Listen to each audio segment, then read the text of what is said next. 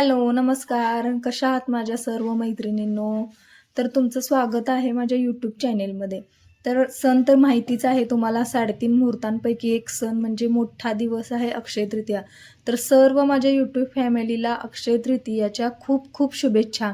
ज्या काही कोणाच्या इच्छा असतील ते स्वामी नक्की पूर्ण करू देत आणि समजा जर यावेळेस त्या पूर्ण झाल्या नाही तर पुढच्या वर्षी नक्की तुमच्या इच्छा पूर्ण होतील अशी मी मनापासून प्रार्थना करते. तर ब्लॉगला सुरुवात करूया चला. तर रांगोळी माझा आवडता विषय आहे. त्यामुळे उठल्या उठल्या मी माझं स्वतःचं आवरल्यानंतर छान अशी रांगोळी काढली. तर माझी रांगोळी कशी आली आहे तुम्ही मला कमेंटमध्ये नक्की सांगा. कारण की रांगोळी मला खूप काढायला आवडते, पण मी आता डेली काढणं बंद केले. तर मी इथं आवऱ्यावरी करत होते. सकाळी रांगोळी वगैरे झाल्यानंतर मला रात्री जी मी भांडी घासून ठेवली होती ती भांडी लावायची होती.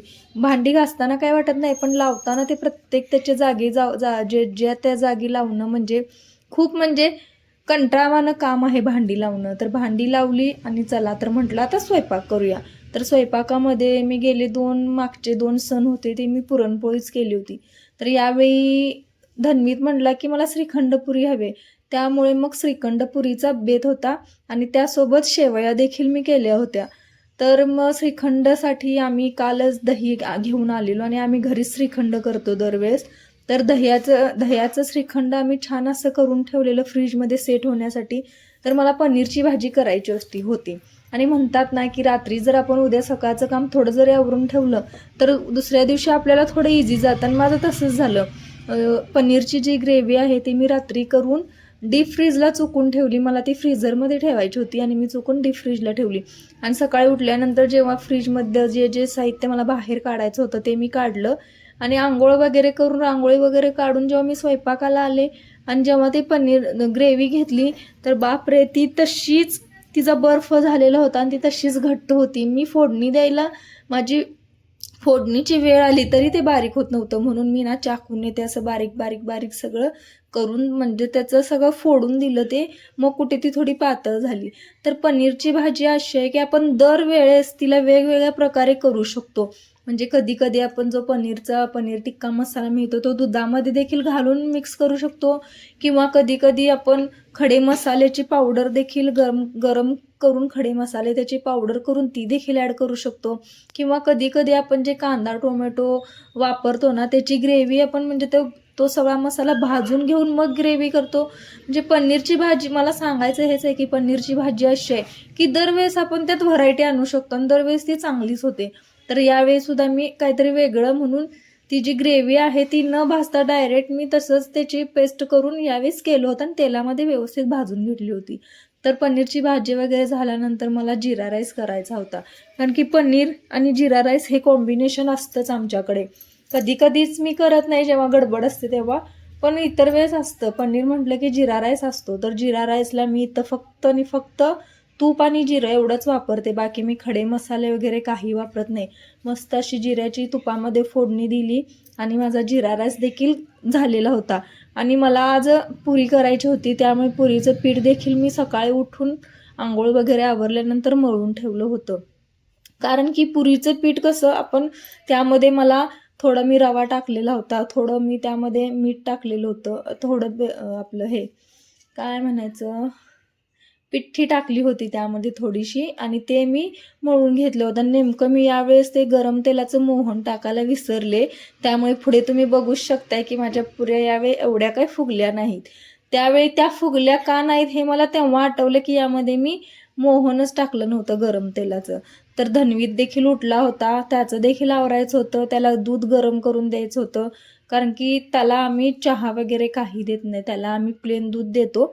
पण आता कसं सकाळची शाळा चालू झाल्यामुळे थोडं दुधासोबत एखादं गव्हाचं बिस्किट जे विकत आणलेलं आहे ते देतो. तर तेच मी त्याला इथं दूध देत होते. मिस्टरांना चहा वगैरे दिला कारण की त्यांचं देखील महत्त्वाचं काम होतं. त्यांना बाहेर जायचं होतं त्यामुळे त्यांचं आवरून त्यांना आधी बाहेर पाठव.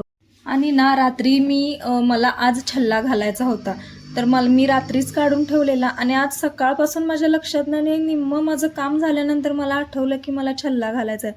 तर हा छल्ला बघू शकताय तुम्ही. हा माझ्या आजोबांची आठवण आहे. जेव्हा माझ्या लग्नामध्ये त्यांनी मला हा गिफ्ट दिला होता. माझ्या आजोबा आता नाही आहेत. खरं त्यांची आठवण मी जपलेली आहे आणि मला पर्सनली छल्ला घालायला खूप आवडतं. त्यामुळे मी ते छल्ला घातला आणि मग काय छल्ल्याचा आवाज येतच राहिला. तर छान वाटत होतं छल्ला घातल्यावर. मग धन्वीतला दूध वगैरे दिलं आणि मग माझी जी काही पूजेची कामं होती त्याचं साहित्य देखील मी गोळा करत बसले. कारण की पूजा करते वेळी ना सतत ते उठायचं घ्यायचं उठायचं घ्यायचं ह्यात खरंच कंटाळा येतो. एकदा एकसारखं सगळं घेऊन पूजेला बसलं की अगदी म्हणजे व्यवस्थित होऊन जातं आणि कुठलाही असं आपल्याला टेन्शन येत नाही. त्यामुळे पूजा करताना नेहमी सगळं साहित्य सोबत घेऊनच बसायचं. तर बाहेर आले, धन्वीत उठलेला होता, हॉल वगैरे आवरला, त्याला आंघोळ वगैरे घातली आणि त्याचा हा ड्रेस आहे जो त्याला आवडत नाही, पण तरी पण असू दे म्हणून मी त्याला घातला. त्याने नमस्कार वगैरे केला आणि मला किचनमध्ये म्हणजे उकडतं एवढं की सतत सतत पाणी प्यावं लागतं आणि मी केस देखील बांधले. कारण की केस सोडले की मला कामं जमतात, जमत नाहीत असं नाही. मला बऱ्याच माझ्या मैत्रिणी म्हणतात की तू केस सोडून कसं काय काम करतेस, तर मला जमतं. पण हल्ली ना उकाडा एवढा वाढलाय की मी केस सगळे बांधून टाकले. कारण की पाठ माझी अक्षरशः अशी ओली ओली झाली होती आणि ते केस आहेत ना ते असे पाठीवर सगळे मला जाणवत होते. त्यामुळे केस बांधले आणि तर मी पुऱ्या करण्यासाठी उभं राहिले. तर पुऱ्या कशा मी असं आपण टोपण वगैरे घेऊन हे करतो ना, काढतो शेप गोल पुऱ्यांचा, तसं नाही करत मी. डायरेक्ट गोळे करून घेते आणि मग ते एकसारखे गोळे सगळे लाटून घेऊन झाल्यानंतर एकसारख्या मी पुऱ्या लाटत असते. तर बघा मी म्हटलं होतं ना यावेळेस माझ्या पुऱ्या फुगलेल्या नाहीत, तर तसंच झालं. यावेळी त्या जास्त फुगलेल्याच नाहीत. मग गडबडीत काम केलं की हे असं होतंय. हा मला प्रत्येक वेळेस अनुभव येतो की गडबडीत जर आपण केलं तर काही ना काही आपलं मिस होऊन जातं. तर पुरी मला खूप आवडते, धन्वीतला देखील आवडते, पण ह्यावेळेस त्याला श्रीखंडासोबत खायची होती म्हणून यावेळेस पुरीचा बेत केला होता. आणि अक्षय तृतीयाला बरेच जण काय काय खरेदी करत असतात, तर तुम्ही देखील खरेदी केला असाल. आमची देखील छोटी मोठी खरेदी जे काही होईल बघूया. आता सुरुवात आहे, पुढचं नंतरचं मला माहिती नाही, पण बघूया काहीतरी घेतील हे. तर म्हटलं की आता आपण आत्ताच काही बोलायचं नाही, अजून काही झालेलं नाही, पुढे बघूया जाऊन. मग मी स्वयंपाक वगैरे आवरला आणि धन्वीचं स्कूलचं देखील थोडं साहित्य मला आणायचं होतं.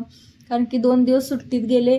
आता सोमवारपासून पुन्हा त्याच्या एक्झाम सुरू होणार आहेत आणि 2-3 पेपर राहिलेले आहेत. पण त्याच्यानंतर बघूया शासनाचा काय निर्णय आहे. कारण की 30 एप्रिलपर्यंत कदाचित शाळा चालू राहतील असं त्यांनी मध्ये काहीतरी जाहीर केलं होतं. पण बघूया, तो तरी म्हणतोय की 22 तारखेला पेपर संपले की शाळा संपणार आहे.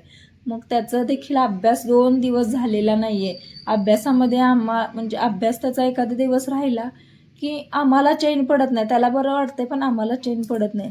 तर पुऱ्या मी ते माझ्या पुऱ्या कमीत कमी 10 ते 15 करून घेतल्या होत्या. त्याच्यासोबत 1-4 चपात्या देखील मी करून घेतल्या होत्या आणि लागलंच त्या पुरीच्या तेलामध्ये पापड देखील भाजून घेतले.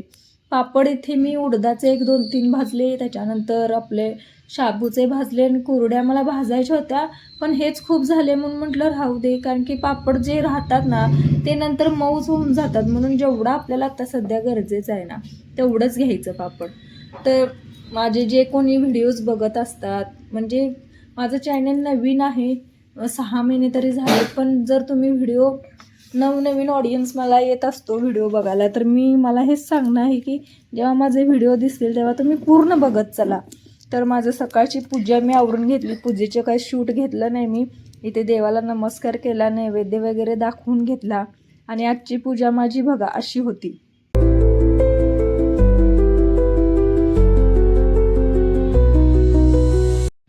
चला तर मी व्हिडिओचा इथेच एंड करते. व्हिडिओ जर तुम्हाला आवडला असेल तर चॅनलला सबस्क्राईब करायला विसरू नका. आणि हो, चॅनल जेव्हा सबस्क्राईब करता तेव्हा बेल आयकॉन दाबून त्यावरती ऑल हा ऑप्शन क्लिक करा. आणि असेच नवीन जे यूट्यूबर्स आहेत त्यांना तुम्ही व्ह्यूज देऊन त्यांचे व्हिडिओला सपोर्ट करा. तुमच्या सपोर्टमुळे तर आम्हाला आणखी असे व्हिडिओज करावे वाटतात ना. मी आज 1 दिवस आड व्हिडिओ करते, पण जसे व्ह्यूज वाढतील तसे मी रोज व्हिडिओ नक्की टाकेन. तर चला बाय, भेटूया नेक्स्ट